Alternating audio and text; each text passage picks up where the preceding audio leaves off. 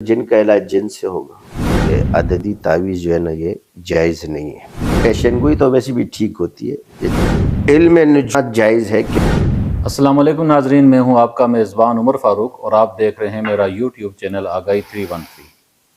آج ایک مرتبہ پھر ہم موجود ہیں عالم اسلام کی عظیم روحانی شخصیت سلسلہ نقشبندیہ شاذلیہ کے بانی و روح رواں حضرت پیر سید مفتی نور زمان نقشبندی مدظ ذلہ العالی کے ساتھ۔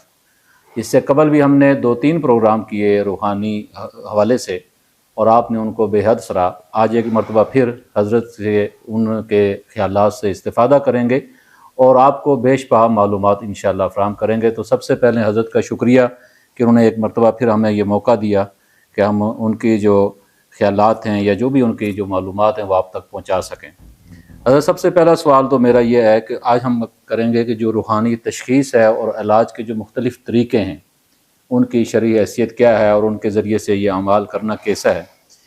دنیا میں ہاتھ کی لکیریں، ان کو دیکھ کر بہت سارے لوگ مستقبل کے حوالے سے رائے دیتے ہیں، لوگوں کی قسمت کا حال بتاتے ہیں۔ تو یہ انسانی زندگی میں ان کی ہاتھ کی لکیروں کا کتنا اثر ہے، کتنا عمل دخل ہے؟ نحمدہ و نصلی علی رسول الکریم، اما بعد۔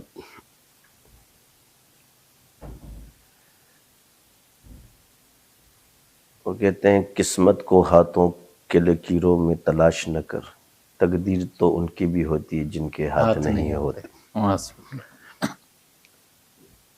مسئلہ یہ ہے کہ یہ کہانت ہے، مطلب کاہن کہا گیا ہے اور اس پر وعیدات بھی بہت حرام کام ہے یہ۔ باقی اللہ تعالیٰ کے امر سے کائنات میں جتنی بھی تخلیق ہے اس میں کوئی نہ کوئی اثر موجود ہے۔ کسی شے میں اثر ہوتا ہے تو اس سے نہیں ہوتی ہے، نہیں کا مطلب منع کرنا ہے، نفی نہیں کی گئی ہے، منع کیا گیا ہے۔ بعض لوگ کہتے ہیں کہ جی اس میں تو تاثیر ہوتی، تاثیر پتہ چلنا یا یہ چیزیں مغیبات کی طرف جانا یہ حرام ہے۔ شریعت نے اس چیز کو منع کیا ہے، تو تاثیر ہونے کی وجہ سے منع کیا ہے۔ اچھا، کہ یہ نہیں کہ اس میں تاثیر نہیں ہے، لوگ بعض اوقات احوال جو ہے وہ پتہ چل بھی جاتے ہیں، تو غیب میں جانا کیونکہ تقدیر میں منع کیا مخلوق کو پڑھنے سے۔ اب اس میں جو منع ہونے کی وجہ کیا ہے کہ اللہ تعالیٰ انسان کی تدبیروں میں اگر تاثیر ڈال دے تو اس کی تقدیر بھی بدل دیتا ہے۔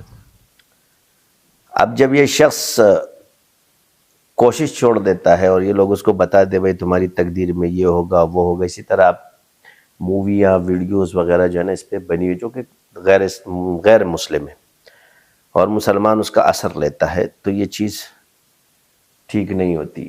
یعنی جو اس چیز علم کو جاننے والے وہ بھی اس کو 100% نہیں مانتے، ٹھیک ہے، امکانی چیزوں میں اس کو مانا جاتا ہے، تو حرام چیز ہے، اس لیے اس میں پڑھنا ہی نہیں چاہیے۔ اور علامہ اقبال کا ایک شعر میں اکثر کہا کرتا ہوں کہ خودی کو کر بلند اتنا کہ ہر تقدیر سے پہلے خدا بندے سے خود پوچھے بتا تیری رضا کیا۔ بہت سی چیزیں جو ہمارے لیے صحیح نہیں ہیں کیونکہ اللہ حکیم بھی ہے، ٹھیک ہے، یعنی طبیب جو سب سے بڑا ہے وہ ہمارا اللہ ہے، اور وہ شافی ہے۔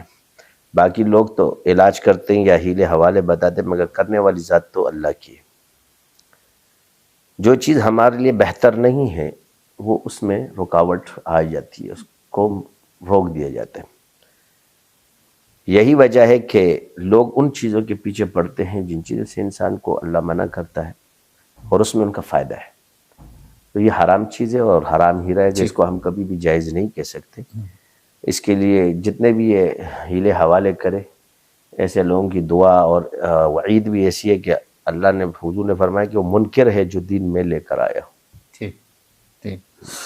اچھا، یہ تو ایک طریقہ ہو گیا۔ ایک طریقہ اور ہے علم العادات کے ذریعے سے کسی کی تشخیص کرنا اور اس کا علاج کرنا، اس کی کہاں تک اجازت ہے؟ بالکل جائز ہے یہ علم العادات کے ساتھ۔ جو دیکھیں ایک چیز ہوتی ہے اصل ہمارے پاس قرآن اور سنت ہے، ٹھیک ہے، اسی سے مستنبط کیے گئے اصول ہے قرآن حدیث اجماع قیاس۔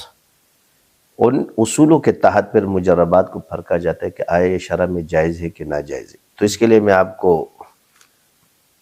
قرآن کی آیت پیش کر دیتا ہوں۔ والفجر ولیال العشر والشفع والوتر. تو یہاں اللہ تعالیٰ نے جو ہے قسم فجر کی بھی کہی ہے، 10 راتوں کی بھی کھائی ہے، اور شفع اور وتر کی بھی کہی ہے، جفت اور طاق کی. ٹھیک ہے، قسم ہے جفت اور طاق کی. جہاں قسمیہ واو آ جائے تو یاد رکھے کہ قرآن تو جامع العلوم ہے، ساری چیزیں اس میں ہیں، تو شفا یا دوا مراد لی جاتی ہے اس سے. جیسے والتین والزیتون، تو ہم کہتے جی اللہ نے قسم کھائی ہے، کس کی؟ زیتون کی، تین کی، تو اس میں شفا ہے.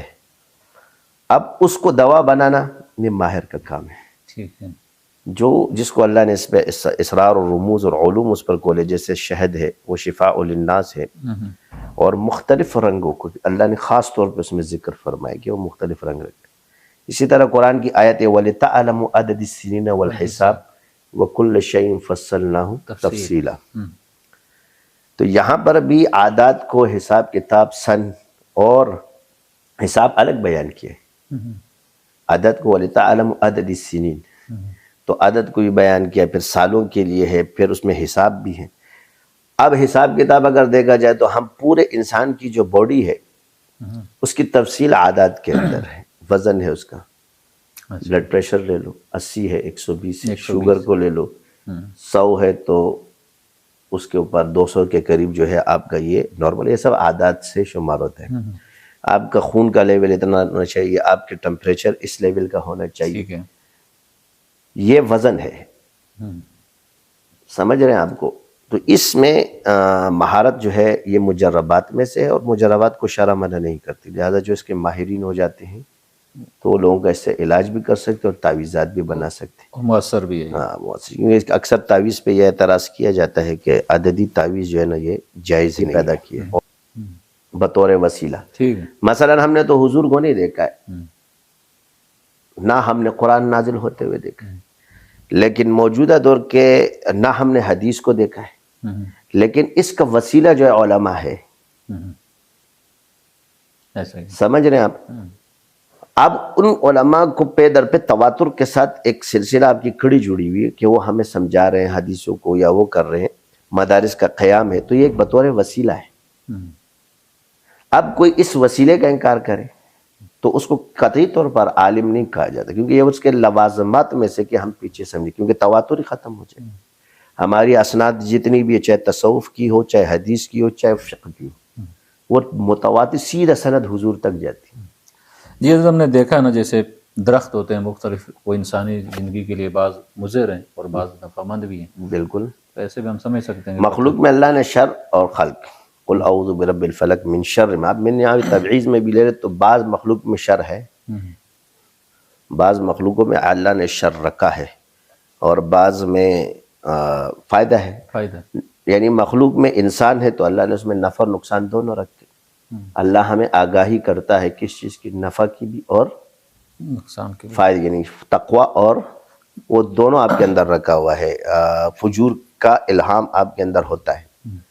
اب مثلا انہی چیزوں پہ علماء کرام، مثال میں تو ایک گلہ اکثر علماء کرام سے یا جو بھی کریں، مثلا عوام ایک بات لاتی ہے، ٹھیک ہے، عوام اس کو کیا سمجھتی ہے، اس کی اصلاح عالم پر فرض ہے.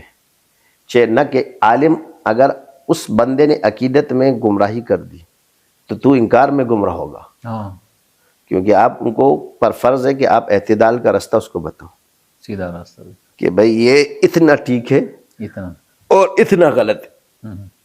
اعتدال کی راہ کو نہ چھوڑے، انکار کا سبب نہ بنے. ٹھیک، تو بت بے جان ہے، اس میں کوئی روح نہیں ڈال سکتا، اور انسان زیرو ہے. ولی ہو، نبی ہو، وہ زیرو ہوتا ہے. عالم ایک زیرو شخصیت میں سے. تو یہی چیز ہے، اگر ہم یہ کہیں گے تو نقل سے وہ عالم بن رہے تو نقل تو بے جان چیز، بے جان. ٹھیک ہے. اچھا، ایک اور اسی سے ملتے جلتے چیزیں، آج کل یہ بہت ٹرینڈ ہے کہ برج، سیارے اور ستاروں کے ذریعے سے لوگ پیشن گوئیاں کرتے ہیں، مستقبل کی بھی، حالات کی بھی، یہ ہفتہ کیسا رہے گا، یا یہ سال کیسا رہے گا، یہ مہینہ کیسا رہے گا. تو یہ علم کہاں تک درست ہے؟ اور یہ پیشن، میں نے آپ سے کہا کہ ہر آنے والی خبر اس کو منع کر دیا گیا ہے. باقی بروج کے تاثیرات جو ہے وہ اللہ نے رکھی ہے، اور وہ انسان کی زندگی پر اور حیات پر اور روزمرہ کی اس پر اثر انداز ہوتی ہے، نفع بھی دیتی ہے اور نقصان بھی دیتی ہے۔ علوم ہے، لوگوں کو آتے، لیکن تقدیر میں جانا اصل چیز ہوتی ہے کہ بھائی تم کیسے جو کل تمہارے ساتھ کیا ہوگا اور کل کیا ہوگا، کل سے منع کیا ہے۔ باقی باعتبار بروج یا کسی کے مزاج کو سمجھنا، اس کے لیے کون سی دوا موافق ہے، کون سا علاج بہتر ہے، کون سا ذکر بہتر ہے، تو بطور تجربات وہ چیزیں اس کے لیے جائز ہیں، لیکن تم غیب کی بات میں ٹھیک نہیں۔ میں نے پڑھا تھا کسی حدیث میں کہ جس نے علم نجوم کچھ حاصل کیا اس نے سحر کچھ حاصل کیا، تو آیا مطلب یہ علم نجوم ہے یہ اس کو حاصل کرنا جائز نہیں ہے یا کسی حد تک درست بھی ہے؟ علم نجوم مثلا اتنا جائز ہے کہ اس میں آپ رستوں کا اور سالوں کا اور جو آپ کے ہمارے کیلنڈر ہے ان کا یہ جائز ہے، مطلب علاج معالجہ موسم یا اس میں رستوں کا تعین جائز ہے، یہ لکھا گیا، مگر اس سے آگے بات وہی ہے کہ تقدیر میں جانا ناجائز ہے۔ یہاں تک جائز ہے، یہ اس کا اعتدال ہے، یہ احادیث سے بھی ثابت ہے۔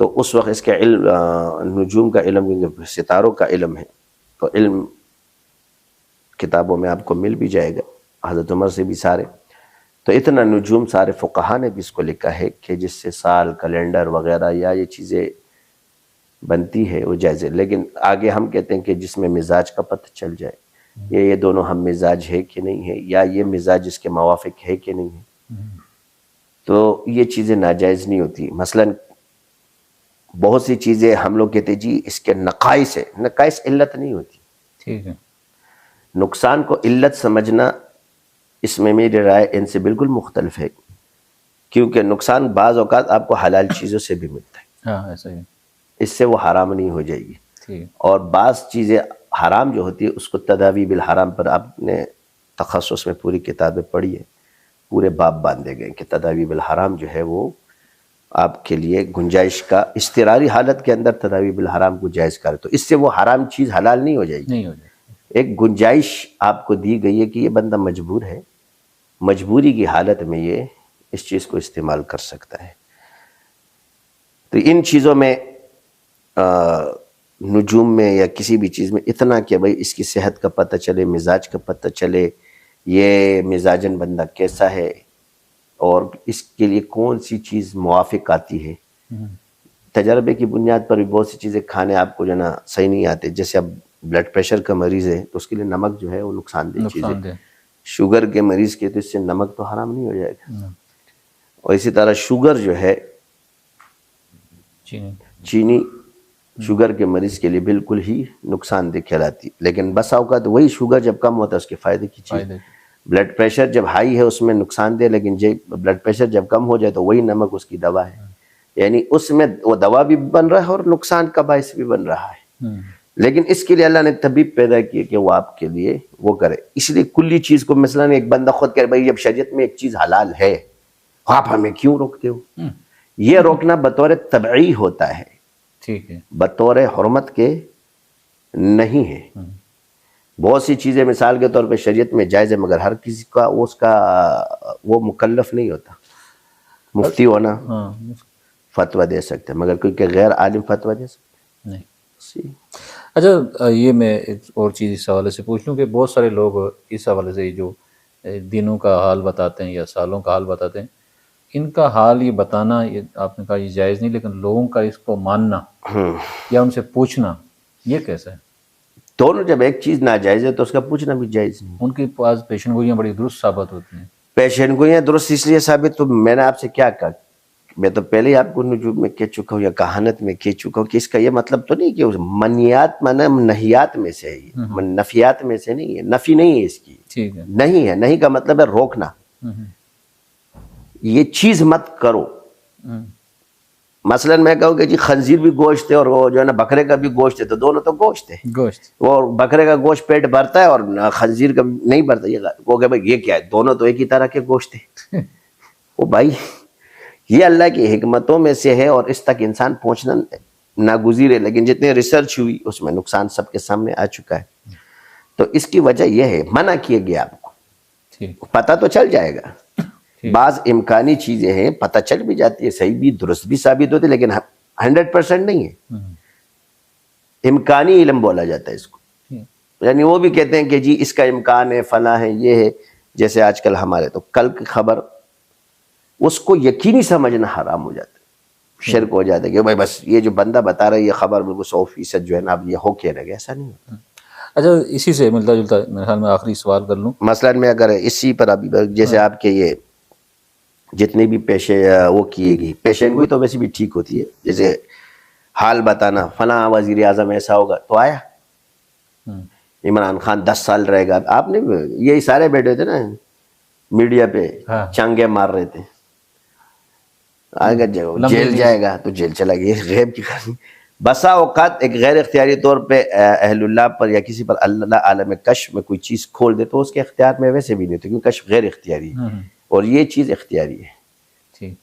اختیاری کی وجہ سے اس کو اور کشف وغیرہ الہام وغیرہ القاء آگاہی یہ اختیار میں نہیں ہوتا، یہ غیر اختیاری چیز ہے. اسی سے ملتا جلتا ایک اور سوال حضرت کہ جو معالج ہوتے ہیں روحانی معالج وہ جنات کے ذریعے سے علاج کرتے ہیں یا موکلات کے ذریعے علاج کرتے ہیں، ان موکلات یا جنات پہ ہمیں کتنا اعتبار کر سکتے ہیں؟ بطور طبیب کر سکتے ہیں. یہ کسی بھی فن کا ماہر ہے علاج بالمثل ہے. مثلا جن کا علاج جن سے ہوگا تو علاج بالمثل ہے، لیکن اور علاجوں سے بھی نہیں ہوگا. اس کے پیچھے پوشیدہ جو طاقتیں ہو یہی جنات ہی ہوتی ہے، آنکھوں سے نظر نہیں آتی اور اس میں وہ چیزیں کار فرما ہوتی ہیں. تو کیونکہ وہ بھی ایک ڈاکٹر ہوتے ہیں اور ان کے اندر یہ تاثیر ہوتی ہے کہ وہ انسان کے جسم میں حلول کر سکتے، کیونکہ کوئی انسان کسی کے جسم میں حلول نہیں کر سکتا، نہ فرشتہ کر سکتا ہے، نہ کوئی روح کسی کے اندر حلول کر سکتی ہے. بس شیاطین اور جن کو یہ طاقت حاصل ہے کہ وہ انسان کے جسم کے اندر حلول کر لیتے ہیں. تو ہم کوئی دوا جب انجیکٹ کرتے ہیں کسی کے جسم کے اندر اس کو حلول کرتے ہیں، پھر اس کی رپورٹ باہر آتی تو اس کے بھی یہ چیز ہے. اسی طرح اس کا بھی یہی ایک مسئلہ ہے کہ جنات بھی اس میں کارآمد ثابت ہوتے ہیں اور اس کے ڈاکٹر ہوتے ہیں، طبیب ہوتے ہیں، اور ایک وہ تیزی کے ساتھ کسی چیز کے اندر آنا جانا اس کے لیے سفر کرنا ان کے لیے آسان ہوتا ہے. تو یہ جائز چیز ہے، ناجائز تو نہیں. استعمال جائز ہے اس کا. کسی زمانے میں جب کرنٹ نہیں ہوا کرتے تھے تو حضرت سلیمان علیہ السلام نے آپ سے بیت المقدس ان سے بنوایا اور وہ شیاطین تھے جنات. اور قرآن اس پر ہمیں پورا واقعہ بتاتا ہے اور آپ نگرانی فرما رہے تھے. جی ہم ان سے مطلب کام لے سکتے ہیں. تو کام لینا جائز ہے. ان کو حاجت روا مشکل کشا سمجھنا یہ اس میں داخل ہو جائے. یہ خود حاجت روا ایک وسیلہ ہے. میں نے آپ سے کہا کہ کسی شے کو وسیلہ سمجھو شرک سے خارج، مگر وسیلے کو سب کچھ سمجھو یہ شرک میں داخل ہے. حضرت بہت شکریہ، آج آپ نے ہمیں بہت قیمتی معلومات ہمارے ناظرین کو فراہم کی. امید کرتے ہیں کہ پہلے جس طرح ہمارے پروگرام ہمارے ناظرین نے پسند کیے تھے، ہمارا یہ والا پروگرام بھی انہیں پسند آئے گا.